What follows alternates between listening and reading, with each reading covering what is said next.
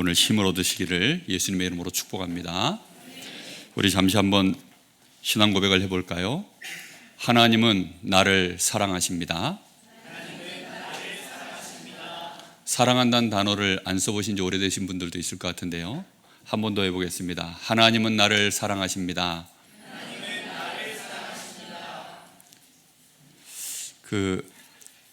다 아는 얘기라도 한 번 더 해보겠습니다. 이게 많이 고백하셔야 우리 뇌에서 각인이 되고 인식이 되어져서 진짜 그런가 보다 하고 속게 됩니다. 근데 하나님은 진짜로 나를 사랑하시기 때문에 그건 속는 것이 아니고 우리 안에 올바르게 각인되어지면 응답이 시작됩니다. 한 번 더 하겠습니다. 하나님은 나를 사랑하십니다. 그 증거가 그리스도입니다. 그리스도를 믿는 나는 성령이 함께 하십니다. 오늘도 성령의 역사로 하나님의 말씀이 저와 여러분에게 임하게 되기를 예수님의 이름으로 축복합니다. 오늘 여기 말씀에 보면 두 종류의 이 여자들이 나오죠. 하나는 미련한 자들, 또 하나는 슬기 있는 여자들, 이렇게 나옵니다. 근데 딱 갈라서 5대5 이렇게 되어져 있는데, 말세로 갈수록 사실은 그 비율이 미련한 쪽으로 6대4, 7대3 점점 이렇게 좀 밀리는 느낌을 많이 받는 시대입니다. 미련하다는 말을 여러분 국어사전에 한번 찾아보시면 이렇게 나와 있습니다. 터무니없는 고집을 부릴 정도로 매우 어리석고 둔하다. 그 앞에 말이 중요하죠. 터무니없는 뭘 부린다고요? 고집을 부리는데 근거도 없고 모든 사람이 다 틀렸다 아니다 라고 하는데도 그냥 막무가내로 우기고 고집을 부릴 만큼, 그리고 거기에 대한 많은 얘기를 해줘도 그걸 받아들일 수 없을 만큼 매우 어리석고, 또 실제 문제가 왔는데도 그걸 느끼질 못할 만큼 매우 둔한 사람, 이제 그걸 미련하다라고 표현합니다. 슬기롭다, 이 말은 사리를 바르게 판단하고 일을 잘 처리해내는 재능이라고 표현되어 있습니다. 이게 이제 하나의 축복이죠. 오늘 여러분들에게 하나님이 주시는 지혜와 총명이 임하기를 예수님의 이름으로 축복합니다. 먼저 우리가 서론에서 생각해야 되는 부분이 있습니다. 여러분 들어오실 때 페이퍼를 이렇게 주보에 끼워서 같이 드리는데, 그게 오늘 강단 말씀 요약본입니다. 여러분들 그걸 좀 펴놓고 들으시면 좀 쉽게 말씀의 흐름을 보실 수 있을 겁니다. 서론에 먼저 이런 말씀을 써놨죠. 보여지는 것. 무슨 의미냐면, 우리는 보통 생각하기를 내가 보고 있다고 생각합니다. 그러나 실제로는 내가 보는 것이 아니라 보여지는 것입니다. 예를 들어서 지금 우리 한국 프로야구의 기아 타이거즈가 야구 시합을 하면 우리 교회에서는 누가 제일 많이 보일까요? 당연히 최지민 군이 보이겠죠. 그죠? 그러니까 다른 사람들도 보이지만 특별히 더 보여져요. 내가 보려고 해서 보는 건가요? 아니면 보여지는 건가요? 보여지는 것입니다. 그게 굉장히 중요한 얘기예요. 수많은 사람이 죽어도, 많은 사람이 죽어나가지만 뭐 자살로도 죽고 뭐 병으로도 죽고 사고로도 죽는데, 혹시 우리 교회 가족 중에 누가 한 사람이 죽었다 이러면 들려지는 느낌이 어떨까요? 완전히 다릅니다. 그래서 이거는 듣는 것이 아니라 들려지는 것이고, 실제로는 보는 것이 아니라 보여지는 것입니다. 근데 미련한 자가 보여지는 것, 또 슬기로운 자에게 보여지는 것은 얼마나 차이가 날까요? 오늘 우리는 그래서 하나님의 은혜를 꼭 받으셔야 됩니다. 우리가 보고 듣는 것들이 전부 알고 보면 보여지는 것이고 들려지는 것들입니다.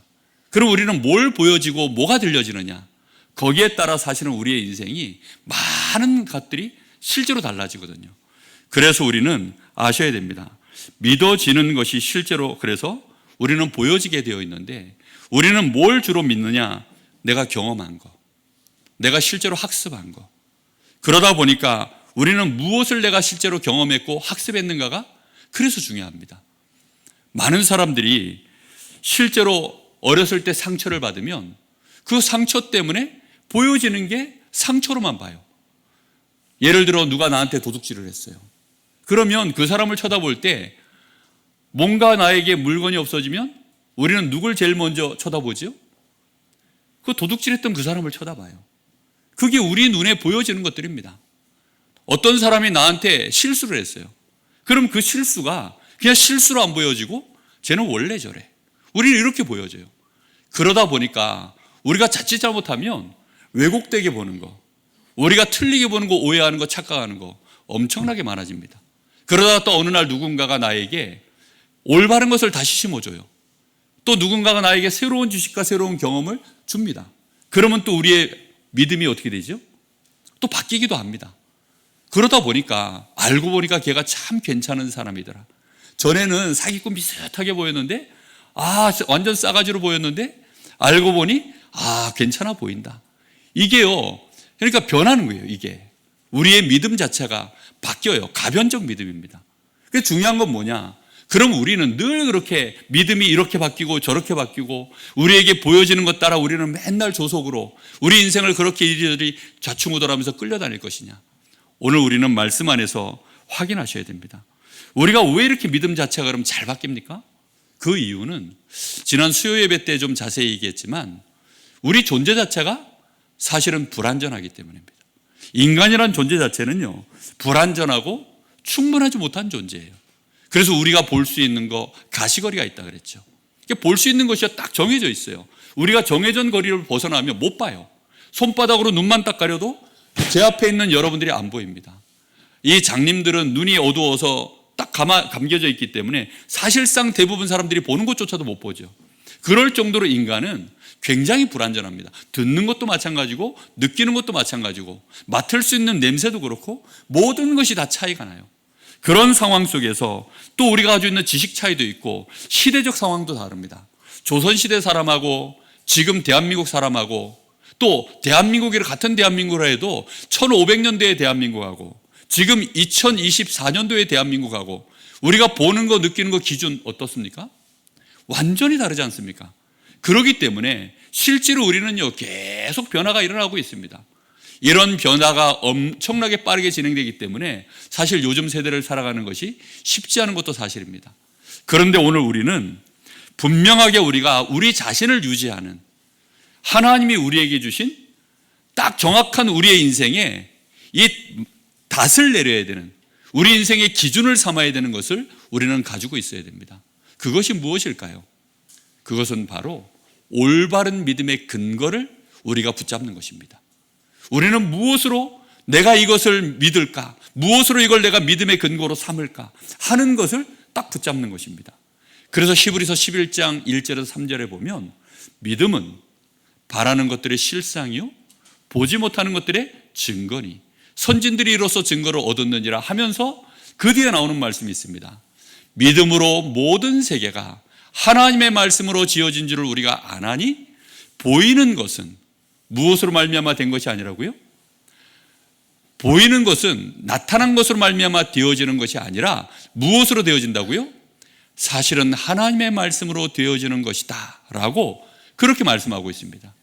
우리가 영원토록 흔들리지 않을 수 있는 기준은 뭐냐면 하나님이신 줄로 믿습니다. 여러분, 사람 자체는 가변적 존재예요. 사람 자체가 불완전합니다. 그래서 사람이 내가 지금 눈앞에서 봤다고 해도 그래서 내가 직접 봤어요. 그래서 이 앞에서 사건이 벌어졌습니다. 그런데 그 사건에 대하여 내가 설명하는 것이 완전할까요? 불완전할까요? 내가 지금 보고 얘기해요. 완전할까요? 불완전할까요? 불완전합니다. 왜냐? 내 눈앞에 보여지는 요 현실, 사실 요거밖에 못 봐요. 우리가 신문을 볼 때에도 자칫 잘못하면 신문 기사 그대로를 믿으면 우리는 많은 부분에서 착각하게 되고 오해를 일으킬 수 있습니다. 거기에는 굉장히 중요한 뒤쪽에 진실이 숨겨 있거든요. 그보다 더 중요한 영적 사실이 숨겨져 있고 하나님은 왜 이렇게 우리에게 이런 일들을 허용하셨는가에 대한 하나님의 계획이 그 뒤에 반드시 존재하기 때문입니다. 그런데 우리는 이런 걸 모르면 당장 눈앞에서 벌어지는 저 사람의 말 한마디, 요 앞에서 벌어지고 있는 사건 하나, 그런 거에 우리도 모르게 흔들리게 되어집니다. 우리는 그래서 하나님의 말씀에는 어찌 되어 있으며 하나님은 이 일을 우리에게 왜 허락하셨는가에 대한 기준들을 우리의 마음속에 세워야 됩니다. 그래서 우리는 믿음을 가지고 뭘 볼 수 있어야 되느냐? 실상을 볼 수 있는 믿음. 그리고 보이지 않는 것들을 실제로 볼 수 있을 만한 증거. 이런 것들을 볼 수 있는 눈이 있어야 올바르게 본 것입니다. 보여지는 것만 봤다가는 큰일 나요. 그래서 우리는 무엇을 보려고 우리의 마음과 생각을 모으느냐. 그게 정말 중요한 부분이거든요. 저 사람이 나한테 뭐라 한 것이 중요한 게 아니라 왜 나에게 저렇게 말을 했을까? 그게 굉장히 중요한 겁니다. 부부간에도 대화가 안 통하는 이유는, 아니 지금 내 아내가 나한테 뭐라고 말을 했는데 남편들은 자기 입장에서 들어요. 그러니까 아내가 하는 말이요 이해가 안 돼. 또 아내들은 남편이 뭐라고 말하면 또 아내의 입장에서만 들어요. 그러니까 맨날 얘기해도요, 칼로 물베기라는 게 맨날 베봐야 그 자리야. 아무 소용이 없는 거죠. 부부싸움 해가지고 결론 난 적 있으시면 손 들어 보십시오. 결론이 안 나요. 왜 그렇습니까? 서로 간에 다 자기 생각, 자기 주장, 자기 입장 가지고만 보고 있기 때문입니다. 우리는 그래서 실상을 볼 줄 알아야 되고, 실제로 보이지 않는 것들을 잡을 수 있는 증거를 볼 줄 아는 믿음이 있어야 됩니다. 모든 세계가 하나님의 말씀으로 되어진 줄을 무엇으로 안다고요? 믿음으로요. 오늘 여러분들이 올바른 믿음 가지면 올바른 것들을 보여지게 되어지는 응답이 있게 될 줄로 믿습니다. 여러분, 정말로 하나님은 우리에게 모든 나타난 것들, 보이는 것들은 따로 원인이 있다라고 분명히 말씀하고 계십니다. 그래서 그 원인을 볼 줄 아는 눈, 그게 굉장히 중요한 부분입니다. 오늘 특별히 지금 우리가 몇 주째 마태복음 24장, 25장 지금 계속 말씀을 진행해 오면서 어디에 대한 얘기를 하고 있습니까? 지금 말세에 대한 얘기를 계속 진행하고 있습니다. 지난주에도 우리는 말세에 대한 얘기를 나누었죠. 근데 이 말세 시대는 어떤 의미라고 했습니까? 말세 시대의 이 기간의 의미는 이제 신랑이 신부 집에 가서 결혼을 하고, 그리고 이제 그 신부를 자기 아내로 맞아들이고 난 이후에 실제로 이제 이 신부가 이제 신랑이 다시 자기를 데리고 오기 위하여 한 1년 정도의 기간을 두고 자기 아버지의 집으로 신랑은 돌아가서 거기서 이제 신부를 맞이할 준비를 다 하고 다시금 돌아오는 그 사이가 말세라고 표현을 했습니다. 여러분, 이 말세를 살아가는 우리가 이제 분명히 오늘 여기 말씀 속에서 또다시 예수님은 이 말세에 대해서 설명을 하고 계세요. 이 말세에 대해서 뭐라고 설명하고 계시냐면, 오늘 예수님이 그때에 1절에 보니까 천국은 마치 등을 들고 신랑을 맞으러 나간 열처녀와 같다, 이렇게 표현하고 있습니다. 지금 이 말세의 표현을 그렇게 하고 계세요. 여러분, 오늘 이 말씀에 대하여 뭐 이렇게 저렇게 많이 꿰맞추는 게 중요한 것이 아니라, 오늘 이 말씀 속에서 정말 중요하게 우리 주님이 우리에게 말씀하시려고 하는 것이 무엇인지를 잘 알아들으셔야 됩니다. 말세 때는 일단 어떤 시대라고 했죠? 말세는 어둠이 덮여 있는 시대입니다. 사실상 땅이 어둡고 캄캄함이 만민을 가리운 시대라고 했습니다. 아마도 우리 렘넌트들, 어린 친구들은, 우리 여기 지금 서희, 소준을 비롯해서 우리 교회 뭐 렘넌트들, 이런 친구들은 아마 어둠이 뭔지, 아니 세상이 밝은데 뭐 어둡습니까? 이렇게 얘기할 수도 있습니다. 우리가 잘못하면 육신의 눈으로 보는 어두움을 생각하기가 쉬워요. 그런데 어둡다는 의미가 무엇일까요? 사실상 하나님을 떠나 있는 세상을 표현하는 거거든요. 하나님은 영광이십니다. 하나님 존재 자체가 빛이세요. 그래서 하나님을 떠나 있으면 그 땅 자체가 사실 어두운 것입니다. 여러분, 태양은 늘 떠 있는데 이 지구가 자전을 하면서 반대편으로 딱 돌아가면 그쪽을 보고 뭐라고 하죠? 밤이라고 합니다. 그렇죠? 앞에 여전히 빛이 있는데 이게 또 다시 돌아서 반대편으로 돌아오면 이곳을 이제 아침, 낮이라고 표현합니다. 하나님이 우리와 분명히 함께 하셔서 영광 가운데 계시는데, 하나님을 떠나 있으면 분명히 그쪽에는 뭐가 있을 수밖에 없습니까? 어둠이 덮여 있는 것입니다. 그리고 실제로 사람들의 눈은 캄캄함이 가리고 있다고 되어 있습니다. 이게 어둠인 줄 모르고 육신적인 지식, 육신적인 빛, 그것만을 가지고 세상의 빛을 얘기하는 사람들이 우리의 눈을 실제로 어둠 속에 막아놨는데 못 보는 거죠. 그거는 여러분들이 시간 지나면 이제 어느 날 알게 되어질 것입니다.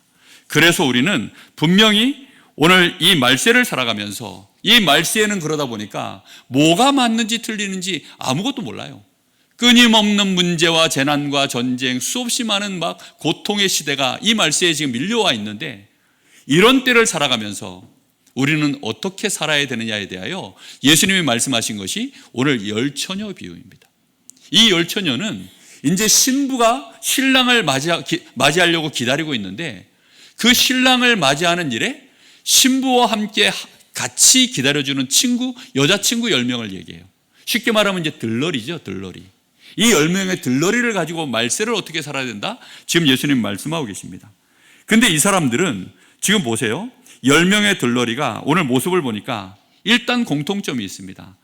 신랑이 더디 오니까 전부 다 지금 뭐 하고 있다고 나옵니까?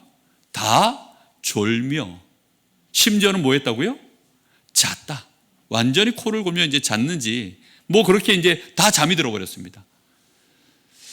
여러분, 슬기 있는 자도 잠은 자야 됩니다. 할렐루야. 예, 말세에 깨어 있으라 그러니까 이건 뭐 24시 뭐 졸지도 않고 무슨 뭐 보초 서듯이 경계병 서듯이 지금 그런 의미가 아닙니다.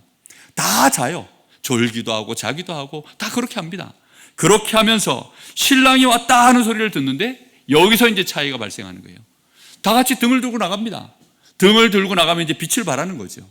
등을 들고 나갔는데 미련한 처녀들은 뭐가 없어요? 그 등에 기름을 밝힐 기름이 없고, 슬기로운 처녀들은 등과 함께 기름도 가지고 나갔다. 이렇게 되어 있습니다. 차이점이 뭡니까?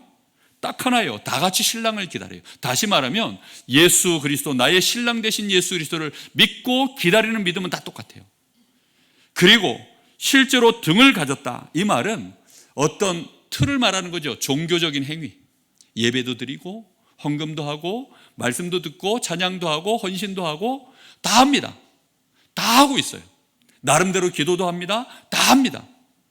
그런데 결정적 차이가 뭐냐면 딱 하나입니다. 기름이 없어요.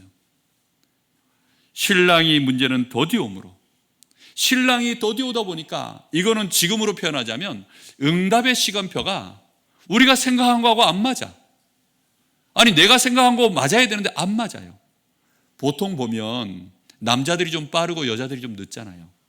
남자들이 이제 남편들이 먼저 이제 뭐 어디 나간다 그러면, 출타를 한다 그러면, 가족들이 뭐 어디 나간다 그러면 이제 남편이 제일 먼저 나갑니다. 그러고 나면 이제 남자들은 계산하는 시간이 있거든요. 지금쯤이면 나오겠지. 근데 생각보다 여자분들이 빨리 나오시든가요? 늦게 나오시든가요? 남자분들 대답해 보십시오. 빨리 나오시든가요? 예, 여자분들도 보니까 아내분들 눈치 보시느라고 말씀을 안 하시는 것 같은데, 일반적으로 보니까 늦게 나오시더라고요. 그러면 남자들이 이제 자기가 계산한 시간이 있어요. 근데 그걸 더 오버해버리면 그때는 이제 인내심의 한계를 느끼면서 출발하면서 이제 티격태격하고 즐거운 여행길이 출발부터 어둠이 덮이고 캄캄함이 덮이는 이런 상황들이 벌어지죠. 분명히 여러분, 이 말세에는 우리가 생각한 것보다 응답이 더디와요. 그리고 그날과 그 시는 우리가 압니까 모릅니까? 오늘 말씀에 모른다고 되어 있습니다. 그러다 보니까 출발도 전에 피곤해져요. 지칩니다. 그리고 한계를 느껴요. 이렇게 되어지니까 다 졸며 다 결국은 자버리다가 신랑이 왔다 소리를 듣고 나갔는데, 등은 들고 나갔는데 뭐가 다 떨어져 버렸어요? 기름이 없는 거예요. 오늘 여기서 우리는 분명한 교훈을 얻으셔야 됩니다. 오늘 이 말씀에서 우리 주님이 하시고자 하는 말이 뭐냐면, 과연 우리가 구원의 축복을 받았는데 네가 과연 이 구원의 비밀을 실제로 알고 있느냐는 겁니다. 여러분, 구원의 비밀 중에 가장 핵심된 거 한 가지가 있다면 뭔 것 같습니까? 여러분은? 여러분, 내가 구원받았다, 내가 하나님의 자녀가 되었다. 그럼 딱 하나 차이점이 있어요. 그게 뭔 것 같습니까? 뭘 것 같습니까? 예, 제가 대답해 드리겠습니다. 하나님이 성령으로 내 안에 함께 하시는 겁니다. 할렐루야. 그게 딱 한 가지 차이점이에요. 그 하나님을 떠났던 내가 하나님이 우리 속에 생명으로 임하셔서 나를 하나님의 자녀로 삼아주시고 우리 안에 하나님의 생명, 영생을 우리 안에 있도록 하나님의 영원토록 나와 함께 하시는 그 축복 속에 있는 것입니다. 근데 문제는요, 이 축복을 말세가 될수록 우리가 누려야 될까요? 아니면 외면해야 될까요? 이건 누려야 되는 부분이에요. 그런데 지금 이 미련한 처녀들이 그걸 놓쳐버린 겁니다. 우리가 오늘 말씀 속에서 보세요. 차이점이 딱 하나 있는데 기름이 없었다. 맞죠? 이 미련한 처녀들 지금 교회 다니고 있어요. 이 미련한 처녀들은 어떤 의미냐면 사실은 그때 당시에 바리새인들을 표현한 겁니다. 당시의 바리새인들은 하나님에 대하여 모르고 성령도 몰라요. 실제 오늘날 예수 믿는 교회 다니는 사람들 중에 성령의 비밀에 대하여 모르는 신자들이 굉장히 많습니다. 오늘 우리는 이 속에서 말씀의 답을 얻으셔야 됩니다. 기름이 없다. 이건 보통 얘기가 아닙니다. 요한일서 2장 27절에 보면 기름 부음의 결과가 모든 것을 가르치시고 생각나게 한다라고 요한일서 2장 27절에 보면 그렇게 나와 있어요. 그런데 똑같은 저자인 이 요한이 기록한 요한복음 14장 27절에 보면 26절에 보면 보혜사 성령이 우리에게 임하시면 그가 너희에게 모든 것을 생각나게 하고 가르치신다라고 이렇게 표현하고 있습니다. 다시 말하면 기름 부음이라는 것은 한마디로 결국은 무엇을 의미합니까? 우리 안에 성령이 임하시고 그 성령의 충만함을 받는 것을 표현한 것입니다. 오늘 여러분 성령 충만 구하는 기도가 시작되기를 예수님의 이름으로 축복합니다. 슬기로운 처녀들이 한번 제가 생각을 해봤어요. 미련한 처녀들한테 얘기를 했을까요? 안 했을까요? 야, 신랑이 더더울 수도 있으니까 우리는 이렇게 기름을 준비하고 있어. 너희들도 기름을 준비하는 것이 어떻겠니? 라고 얘기했을 때 다 친구잖아요. 지금 10명이 다 친구인데, 근데 그걸 이 5명의 미련한 처녀들이 분명히 얘기를 들었을 텐데 그걸 안 받아들인 거예요. 에이, 오겠지. 아이, 뭐 이쯤이면 오겠지. 이렇게 아마 생각을 했던 것 같습니다. 그런데 이 미련한 처녀들이 결국은 터무니없는 고집을 부리며 이 말을 알아들을 수 없을 만큼 어리석은 상태에 있다 보니까 사실상 이 얘기를 듣고도 받아들이질 않은 것입니다. 오늘 여러분 말씀 속에서 오늘 하나를 딱 붙잡으셔야 됩니다. 자, 그리스도라는 말의 의미가 무엇일까요? 따라해 보겠습니다. 기름 부음 받은 자. 그리스도라는 말 뜻 자체가 그런 뜻입니다. 다시 해볼까요? 기름 부음 받은 자. 여러분, 기름 부음 받은 자라는 의미는 구약 시대에 하나님이 기름 부어서 세운 종이 세 종류가 있습니다. 직분자가. 그게 선지자, 제사장, 왕이에요. 다른 직분자들은 기름을 붓지 않습니다. 그 기름을 부을 때 머리에서 머리끝부터 발끝까지 흘러내리도록 기름을 붓습니다. 몇 방울 톡톡 떨구는 게 아니라 기름이 아까가지고 뭐 조금씩 이렇게 하는 게 아니라 그냥 뿔 안에다가 기름을 가득 채워서는요, 머리에서 부으면 머리끝부터 발끝까지요 쫙 이 기름이 적십니다. 성령의 충만함을 의미해요. 이렇게 기름을 부을 때 그에게 성령이 임재하는 것을 예표합니다. 성령이 그에게 임재해야만 제사장의 역할을 감당할 수 있고 선지자 왕의 역할을 올바르게 감당을 할 수 있기 때문에 기름을 부었어요.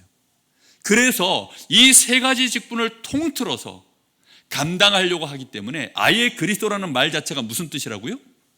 기름 부음 받은 자라는 뜻입니다. 우리가 하나님의 말씀을 선포하고 깨달으려고 하면 뭘 받아야 됩니까? 기름 부음을 받아야 될 줄로 믿습니다. 그게 선지자의 역할이거든요. 우리가 죄를 사하고 죄를 이기려고 하면 뭘 받아야 됩니까? 기름 부음 받아야 됩니다. 그게 제사장의 역할입니다. 우리가 사단의 권세를 이기고 나의 영적 문제를 넘어서고 현장을 이기고 하나님 나라를 이루는 왕의 권세를 쓰려고 하면 뭘 받아야 됩니까? 기름 부음을 받아야 될 줄로 믿습니다. 여러분, 이게요 그리스도라는 의미예요. 그래서 예수님도 마태복음 4장에 보면 공생애를 시작하실 때 40일 동안 금식하며 기도하시고 사단의 권세를 이겨내시고 사단의 모든 시험을 이겨내시고 드디어 무엇을 받으셨습니까? 성령의 이끌림을 받으시고 성령의 충만함을 받는, 그리고 실제로 세례 요한에게 이 세례를 받고 난 이후에 비둘기같이 하나님의 성령이 그에게 임하는 것이 보여라고 되어 있습니다. 우리 주님도 그리스도의 직분을 감당하실 때 뭘 받고 시작하셨어요? 기름 부음 받음, 성령의 임재를 누리시면서 이 일을 감당한 줄로 믿습니다. 여러분, 그러면 우리는 영어로 크리스찬이라고 합니다. 그리스도인. 우리가 그리스도인으로 살려고 하면 그러면 당연히 뭘 받아야 될까요? 기름 부음을 받으셔야 됩니다. 오늘 여러분 이 말씀을 여러분 마음속에 굉장히 많이 굳게 새기셔야 돼요. 이 그리스도인이라는 단어는 말세에 나와진 단어입니다. 구약시대나 신약시대에 나온 것이 아니라 말세를 살아가는 우리에게 주신 단어예요. 사도행전 11장에 보면 거기에 드디어 그리스도인이라 칭함을 받는 이 사건이 벌어진 겁니다. 그리스도를 많이 말했기 때문에, 그리스도를 많이 증거했기 때문에 그리스도인이라고 표현도 되지만, 헬라 사람들, 헬라 언어 자체가 그리스도라는 말 뜻이 무슨 뜻이라고요? 기름 부음 받았다, 이런 뜻입니다. 기타 이러면 저거잖아요, 그죠? 아니 마이크 하면 이거잖아요. 아니 말을, 내가 하는 말을 증폭시키는 기구, 뭐 이런 뜻이겠죠, 이 말이. 그죠? 내가 내는 소리를 내주는, 크게 증폭시켜서 내주는 역할을 하는 것이 스피커, 뭐 이런 뜻이겠죠. 그리스도 이러면 우리는 그냥 대충 그리스도가 그리스도인가 보다, 뭐 그냥 그리스도가 그거겠지, 이렇게 생각하지만 헬라 사람들, 그때 당시의 사람들은 헬라어를 쓸 때 그리스도 이러면 그 안에 당연히 뭐가 포함되어 있게 의미를 생각한다고요? 기름 부음 받은 자.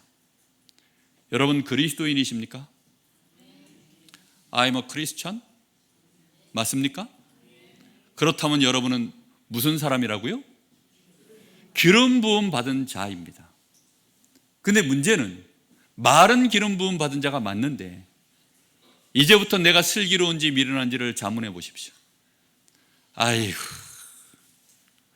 내 자녀를 쳐다보실 때 자가 지금 그리스도인인데 기름이 지금 얼마만큼 충전이 돼 있나 생각해 보시기 바랍니다. 오늘 아침에도 기름을 넣으려고 주유소에 갔습니다. 가서 기름을 가득 채워놓고, 경유차니까 차가 두 대가 있어요. 우리 한국 차는 이제는 세 종류군요. 전기차, 휘발유차, 경유차. 우리는 그리스도인. 이해되셨습니까? 이해되셨어요? 슬기로워야 알아듣는 말입니다. 경유차는 경유를 넣어야 돼요. 그리스도인은 뭘 넣어야 돼요? 기름을 넣어야 됩니다. 이해되셨습니까? 그 기름이 뭐라고요? 성령인 줄로 믿습니다. 여러분, 그래서 성령을 받지 않고서는 그리스도인다워질 수가 없어요. 오늘날 얼마나 많은 신자들이 현장에서 그리스도인답질 못해서 빛이 안 나요. 그래서 차에 기름을 가득 채워 넣어야 달릴 텐데, 이번 주간에 제가요 어떻게 운전하다 보니까 요즘은 차가 좋아가지고 디지털로 다 표시가 돼요. 그래서 기름이 이제 앵꼬가 날라 그래도 예전 같으면 아날로그는 그냥 불만 들어오고 이제 이 기름 게이지가 바닥으로 딱 들어가면 불안에 떨잖아요. 근데 요즘은 몇 킬로까지 탈 수 있는데 이 숫자가 다 나와요. 이 불이 들어왔는데 120km 딱 떠 있더라고요. 120km 더 갈 수 있겠구나.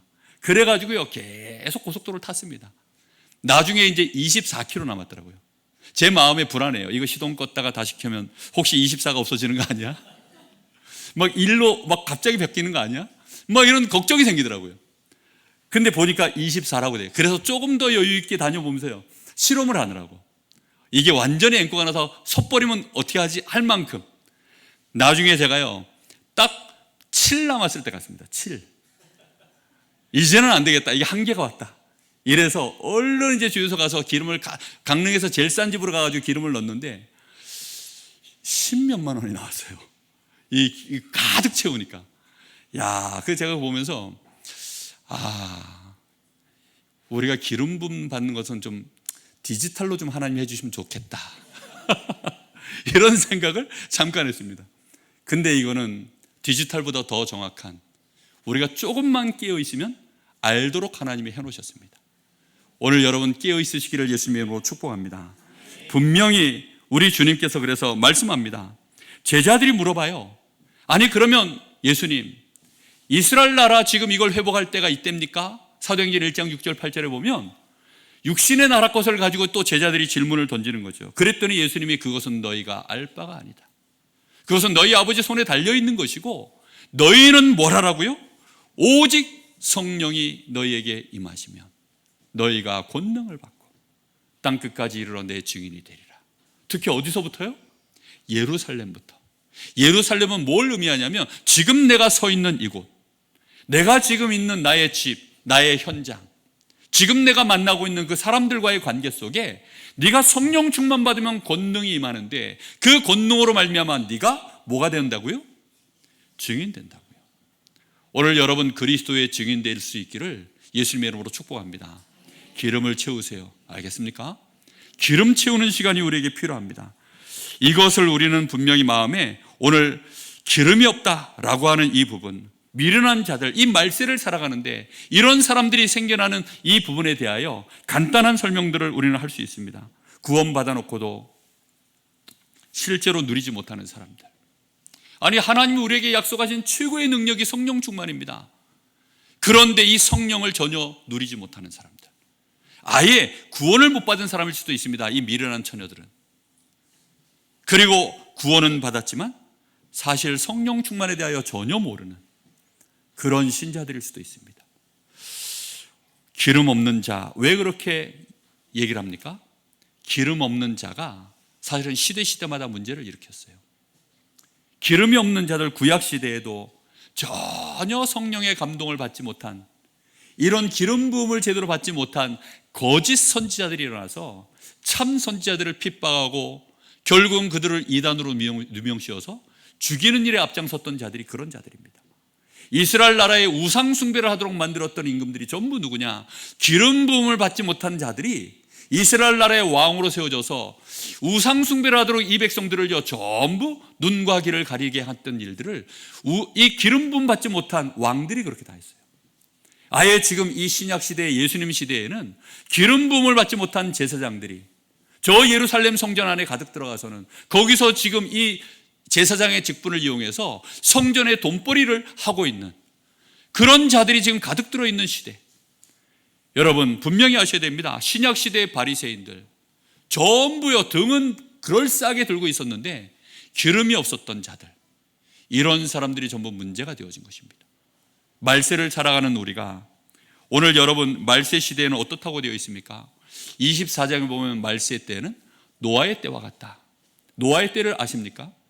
노아의 때에는 사람들이 시집가고 장가가고 이제 하나님은 이 앞에 홍수가 있을 것이다. 그래서 노아를 통하여 방주를 준비하고 홍수를 대비하도록 그렇게 하는데 사람들은 전혀 모르고 시집가고 장가가고 먹고 마시고 육체의 아름다움을 따라 육신의 것들을 쫓아 그렇게 인생을 희희낙낙 즐기고 있었던 그 시대입니다. 그런데 그런 시대에 이 사람들이 지금 어떤 일이 벌어집니까? 결국은 버림당하는 일들이 벌어진 거예요. 예수님이 마태복음 24장에 뭐라고 얘기합니까? 두 사람이 같이 밭을 갈고 있는데 한 사람은 버림을 당하고 한 사람은 데려감을 당한다. 아니, 두 사람이 같이 맷돌을 갈고 있는데 한 사람은 데려감을 당하고 한 사람은 버림을 당한다. 아니, 한 사람은 데려감을 당하고 한 사람은 버림을 당한다. 이게 도대체 차이점이 뭘까요? 누구를 데려가고 누구를 놔두고 가실까요? 우리는 오늘 말씀 속에서 깨달으셔야 됩니다. 우리가 시집가고 장가가고 그런 거 하지 말란 뜻이 아닙니다. 우리가 자칫 잘못하면 똑같이 같이 놀고 있어요 지금. 아니, 두 사람이 함께 지금 하고 있다니까요. 아니, 예를 들어 우리 김문우 씨하고 저하고 같이 지금 여기서 같이 뭘 하고 있어요.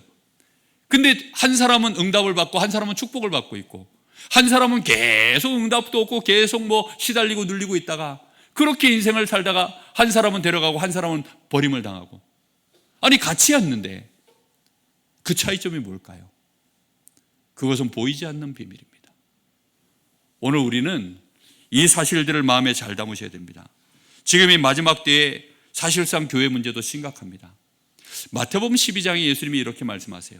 마태복음 12장 43절 45절에 보면 한 사람이 지금 얼마나 열심히 이 집을 청소했는지, 이 집을 다시 말하면 자기의 이제 이 속사람을 말합니다.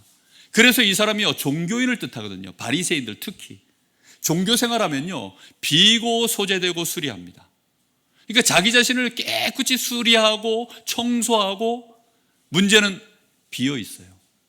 그러면 그 집에 있던 귀신 하나가, 아니 집이 너무 깨끗하니까 너무 청소를 열심히 해야 되니까 귀신 하나가 견디질 못하고, 이 종교 생활하면 그렇거든요. 그래가지고는 야 여기서 못 살겠다고 나가버린 거예요. 나가가지고 쉴만한 곳을 찾아 돌아다녔는데 아니 이게 집을 찾을 만한 곳이 없으니까 안 되겠다, 원래 집으로 다시 돌아가자 해서 왔어요. 와서 보니까 예전과 똑같네. 안 되겠다. 나 혼자는 안 되겠으니 나보다 더 악한 것으로 7을 데리고 들어가야 되겠다. 그래서 저 사람의 상태가 예전보다 7배나 더 악하여졌다, 나빠졌다라고 표현합니다. 그게 종교 생활이에요. 우리가 예수 예수여 자꾸 불러대면 이 귀신도요, 이거 제일 무서워요. 귀신이 발작을 일으키는 이름이 예수입니다. 그래가지고 우리가 예수 예수하고 한번 부르면 그냥 깜짝깜짝 놀랍니다. 그런데 아예 예수 이름도 못 부르도록, 그리고 아예 이 사람이 교회도 못 나가도록, 이 사람이 아예 기도 자체 말씀도 못 보도록 7을 들어가지고요 찍어 눌러버리는 것입니다. 그리고는 하나님을 못 믿도록. 이게 말세의 교회 문제거든요. 여러분, 오늘 우리는 결론 속에서 분명히 마음에 딱 담아야 됩니다. 그런즉 어떻게 된다고요? 깨어 있어야 됩니다. 깨어 있다는 의미는 오늘 여러분 말씀 속에서 확인하셔야 됩니다. 일단 먼저 확인해 보십시오. 예수님이 10명의 처녀 중에, 이 10명의 처녀는 다 교회를 다니는 사람을 말합니다. 다 나름 예수 믿는 사람을 말합니다. 하나님 말씀을 나름대로 좀 믿고 있다는 사람들입니다. 신앙생활 하면서 나름대로 조금 소리 좀 내봤다는 사람들입니다. 이번 한 주간 동안 미션입니다. 한 10명 정도 교회 다니는 사람을 한번 내가 만나봐야 되겠다. 만나보면 확인하셔야 돼요. 뭘 확인하십니까? 이 사람들이 정말 구원의 비밀과 거기에 대한 감사를 실제로 가지고 있는가. 아마 만나보시면 과거에 교회 좀 다녀봤던 사람들 많을 겁니다. 좀 다녀봤던 사람들. 한때 나도 청년회장이었고, 한때 나도 교회에 내가 건축하는데 헌금을 얼만큼 했고, 나도 한때 교회에 집사였고 뭐였고, 내가 모태신앙이야. 우리 아버지가 장로시고 우리 아버지가 목사님이고, 아마 그런 사람들도 있을 것입니다. 근데 현재 모습을 잘 보시면 완전히 무너져 있는, 오히려 시험 들어있고 교회를 욕하는 그런 과거형 신자, 또는 현재 교회를 다니지만 교회를 다니는 것이 너무 지금 버거운, 자기의 신앙을 유지하는 것이 너무 힘든 그런 신자들이 아마도 거의 대부분일 것입니다. 제가 만나본 분들은요, 사실 10분 중에 진짜 거의 없었어요. 제가 이상한 사람만 만나서 그런지 몰라도 정말 없더라고요. 안타깝게도. 우리 후대들, 우리 직분자들 정말로 신앙생활이 잘 안 되고 있습니다. 왜 그렇습니까? 실제 내가 기름 부음 받은 그리스도인으로서의 이 올바른 정체성과 인식을 제대로 못 가지고 있다 보니까, 그래서 사실상 힘이 없는 것입니다. 힘이 있으면 쉬워지거든요. 그래서 여러분, 깨어있다는 말은 일단 생각을 정리하셔야 됩니다. 생각을 정리한다는 말은 나의 신앙입니다. 나의 신앙. 나는 앞으로 신앙생활을 어떻게 해야 될 것인가. 하나님 앞에서 내가 내 생각대로 내 열심대로 하는 것이 아니라 오늘 주신 말씀과 그대로 정말로 내가 그리스도인이구나. 그렇다고 한다면 나는 이제부터 하나님이 약속하신 이 성령을 내가 실제로 받고 충만함을 누리는 그 은혜를 누려야 되겠구나. 여러분, 오늘 이 말씀을 언약으로 붙잡으시기를 예수님의 이름으로 축복합니다. 이게 굉장히 중요한 부분이에요. 보통 보면 말씀을 이렇게 쭉 진행하면요, 서론 들을 때 눈이 반짝반짝하신 분들이 있어요. 또 좀 흐리시다가 중간에 약간 웃긴 얘기하면 또 반짝반짝 하시는 분들이 있습니다. 그분들은 반짝반짝할 때만 기억하고 가셔요, 다. 그러니까 어떤 분들은 서론에 반짝반짝했던 거 듣고 보여지는 것이래, 보는 것이 아니라 보여지는 것, 이것만 듣고 가십니다. 서론입니다. 그 다음에 그리스도는 기름 부음 받은 자, 내가 그리스도인이구나, 여기까지 듣고 가도 맞아요. 반짝반짝 하셨어요. 잘하셨습니다. 근데 진짜 중요한 건 어디서 잘 들어야 됩니까? 결론을 잘 들으셔야 돼요. 근데 결론 좀 오니까 지쳐가지고 몇 분이 그러시기 때문에 결론이 너무 중요해서. 자, 모든 사람은 자기의 역할이 다 있습니다. 남편, 아내, 그죠? 자녀, 밖에 나가면 자기 직분 있습니다. 근데 우리는 교회 안에서도 목사, 중직자, 새가족, 우리 후대들, 나름대로 교사, 직분자 다 있습니다. 근데 그 역할을 감당하려고 그러면 뭘로 해야 될까요? 내가 목사인데 이걸로 할까요? 아니면 기름 부음 받음으로 할까요? 기름 부음 받음으로 합니다. 내가 목사로서의 사명을 감당할 만큼 하나님은 그 이상의 기름 부음을 주시겠죠. 할렐루야. 내가 중직자로서 사명을 깨달으면 하나님은 거기에 걸맞는 뭘 주십니까? 기름 부음을 주시는 것입니다. 내가 어린아이라 해도 사무엘처럼 정말 이 시대에 말씀의 이상이 끊기고 말씀이 시기한 시대에 내가 하나님 앞에 제대로 기도해야 되겠다. 이 시대가 정말로 심각하구나 라고 어린 사무엘이지만 그렇게 깨달으면 하나님은 어린 사무엘에게 어떤 응답을 주실까요? 어른을 넘어설 수 있는 기름 부음을 주실 줄 믿습니다. 그걸 보고 영적 서밋이라고 해요. 여러분, 그래서 우리의 그릇을 키워야 돼요. 내가 어떤 역할을 감당할 것이냐.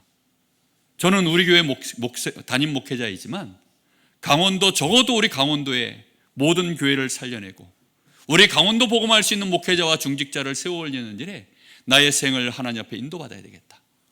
일단 하나님이 제 마음속에 처음 주신 언약입니다. 제가 이 강원도 안에 한 20여 년, 30년을 살다 보니까 하나님 제 마음속에 주신 축복이에요. 그래서 그만큼의 성령 충만을 하나님 앞에 날마다 구하고 기도하고 있습니다.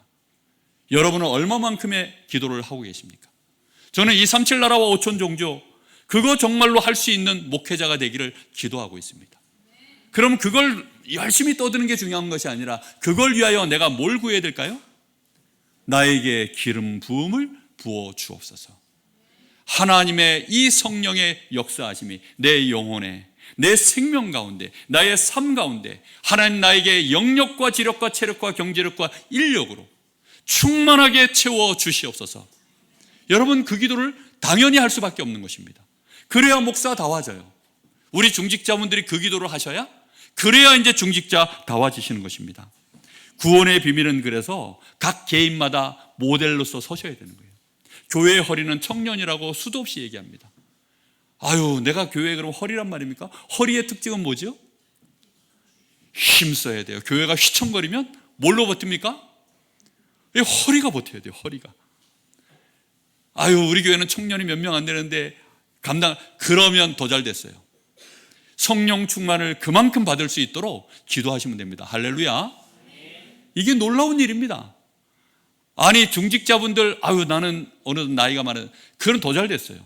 모세처럼 하나님 나에게, 저 갈렙처럼 하나님 나에게 성령의 충만함을 부어 주옵소서. 이 기도가 답니다. 그 이상이 없어요. 우리 집은 너무 어려운 것 같은데요. 나는 믿음도 별로 없고 아는 것도 별로 상관없습니다. 결론만 잘 알아두시면 돼요. 결론은 뭡니까? 경유차는 경유를, 할렐루야. 휘발유차는 휘발유를. 그래서 주유소에 가면 경유차, 휘발유차 이 주유 색깔이 달라요. 거기서 또 멘트도 나옵니다. 검은색 이게 노즐을 가지고 집어넣으십시오. 아예 떠요. 헷갈릴까 봐. 가끔가다 휘발유 갖다 집어넣는 사람들이 있어가지고 그래서 그러지 말라. 그래서 요즘은 또 차들이 아예 휘발유 차에다가 경유차 집어넣으면 안 들어가요. 얘가 센서가 있어가지고 잡아당겨도 기름이 안 나와요. 제가 해봤거든요. 안 된다 그래도 저는 호기심이 강해가지고 해봤더니 진짜 안 되더라고요. 정말 여러분, 하나님 앞에 성령 충만 달라고 기도하십시오. 결론이 뭐냐? 그리스도인은 성령 충만을 받아야 목사가 될 수 있고 중직자가 될 수 있고 내가 우리 가정에 하나님 나라를 이루는 힘을 이룰 수 있다. 알게 되시기를 예수님의 이름으로 축복합니다. 이 말세 때에는 흑암 시대입니다. 그래서 특별히 등과 기름이라고 표현한 거예요. 이 말세이기 때문에 이 어둠이 덮여있고 사망의 어둠의 그늘에 백성들이 앉아있기 때문에 그래서 등과 기름이라고 표현한 겁니다. 우리는 등입니다. 할렐루야. 기름은 누가 부으십니까? 하나님이 부으시는 것입니다. 우리는 등이에요. 그래서 그리스도를 믿는 우리는, 그리스도인인 우리는 이제 하나님의 기름이, 성령이 우리 안에 임할 수 있도록 되어진 것입니다. 내일부터가 전도 캠프입니다. 전도 캠프는 빛을 발하는 것입니다. 근데 시간표는 누구에게 있습니까? 그날과 그때는 하나님께 있습니다. 그것은 아무도 몰라요. 목사인 제가 알아서 이때쯤이면 응답 온다 라고 말해주면 참 좋겠는데 이때쯤이면 이렇게 하시면 됩니다 라고 말씀드리면 참 좋겠는데, 그거는 누구도 몰라요? 형님도 모르고 동생도 모르고 예수님도 모르고 서목사도 모르고 오직 누구만 하신다고요? 하나님만 하십니다. 그래서 끝까지 충분히 그날과 그때까지 우리가 갈 수 있게 하시려고 우리에게 하나님이 성령의 충만함을 받으라 알게 되시기를 예수님의 이름으로 축복합니다. 이번 한 주간 동안 특별히 내일부터 특별 새벽 기도가 시작되어졌고, 참 내일부터 또 캠프입니다. 어쩌면 이렇게 하나님은 말씀을 딱 이렇게 주셨는지 너무 또 감사한 거예요. 제가 이거 일부러 맞춘 게 아니거든요. 그럼 말씀을 이렇게 방향을 일부러 제가 튼 것도 아니고, 말씀 자체가 그래요. 하나님의 음성으로 들으시고 정말 이번 한 주간에 하나님 앞에 더욱 기도하시면서 성령의 충만함을 받으시기를 예수님의 이름으로 축복합니다. 주유소로 나오세요. 주유소가 어딜까요? 예, 새벽 예배 그 시간이 주유소입니다. 주유소에 오셔서 기름을 받아가세요. 물론 여러분의 집에도 주유소를 하나 만드시면 됩니다. 집에도 주유소를 하나 만드시고, 기도처입니다. 그리고 아예 기름 자체를 왕창 한 번에 부어주는 시스템이 되어 있는 곳이 그게 교회입니다. 교회 오셔서 기도하시면 성령 충만이, 양질의 기름이 더 잘 들어가게 될 줄로 믿습니다. 그래서 여러분들에게 하나님 주시는 성령 충만으로 말세를 넉넉히 승리하는 그리스도인의 빛을 발하시기를 예수님의 이름으로 축복합니다. 우리 같이 합심해서 주신 말씀 붙잡고 한번 기도하겠습니다. 하나님, 말세를 살아갑니다. 이 어둡고 캄캄한 때를 살아갑니다. 슬기로운 다섯 처녀와 같이 오늘부터 기름을 준비하게 하옵소서. 우리 주님이 아무 때나 오셔도 될 만큼, 하나님 그날과 그때를 내가 모르고 여유 있게 기다릴 수 있을 만큼 나에게 성령의 충만함을 부어 주옵소서. 우리 간절한 마음으로 잠시 한 2, 3분간 기도하겠습니다.